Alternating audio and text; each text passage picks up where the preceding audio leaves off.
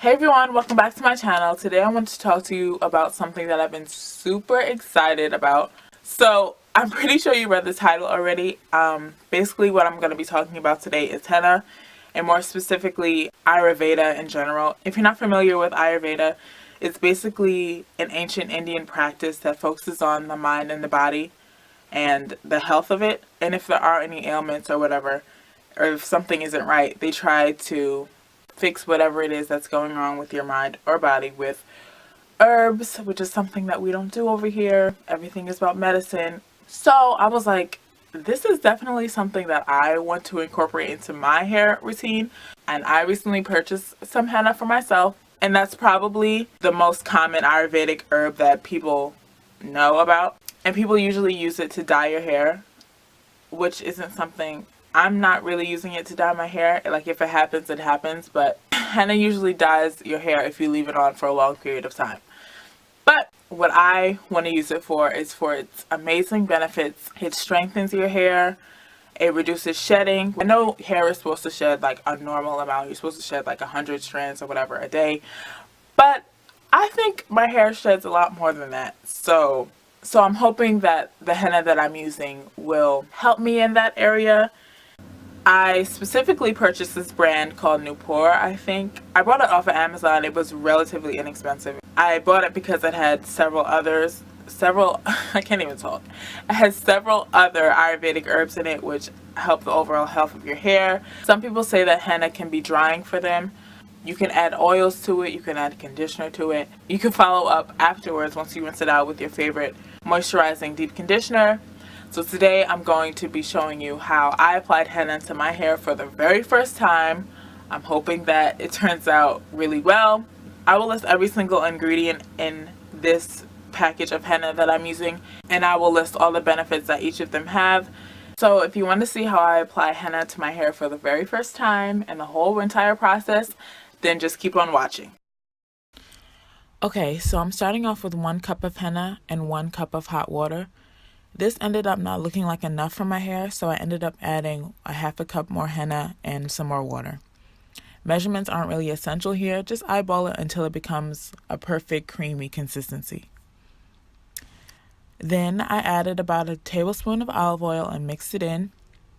After that, just let it cool, then pop it in the refrigerator for about 2 to 3 hours. Before applying henna to my hair, I made sure to divide my hair into 4 sections and detangle it thoroughly. That way it's much more easier to part. And I also pre-pooed with aloe vera, and that's why my hair is looking all juicy. I made a video about this, so make sure you guys check that out.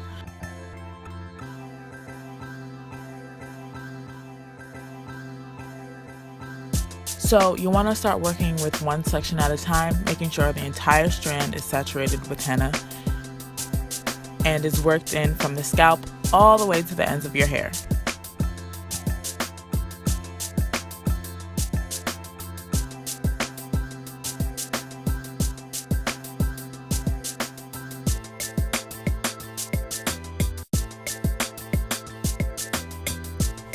Henna does have a smell, but I eventually got used to it. It basically smells like tea bags to me, like leaves and herbs, which is basically exactly what it is.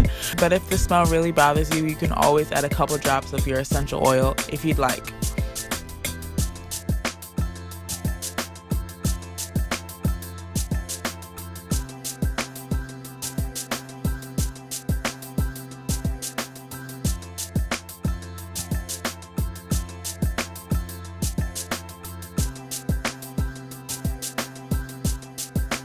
Once the section is completely covered, I twist it up and clip it out of the way.